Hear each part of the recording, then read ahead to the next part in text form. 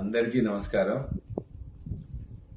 నేను అనుకోకుండా ఈ నెల 11వ తారీఖున బాత్రూంలో జారిపడడం, ఆ తదనంతరం జరిగిన మేజర్ ఆపరేషన్లో 4 గంటలు ఆపరేషన్ చేయడం జరిగింది.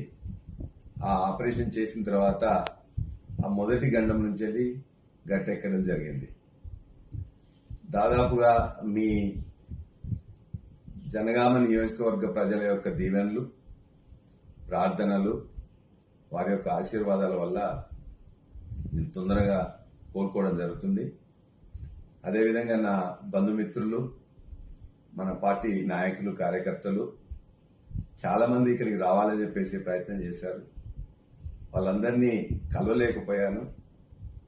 ఖచ్చితంగా డాక్టర్స్ 2 వారాలు ఎవరిని కలవద్దు, మేజర్ సర్జరీ అయింది, మీరు కూర్చోగలిగి నిలబడగలిగేంత వరకు మీరు దయచేసి ఎవరిని కలవద్దు అని చెప్పేసి స్ట్రిక్ట్ గా ఇన్స్ట్రక్షన్స్ ఇచ్చారు.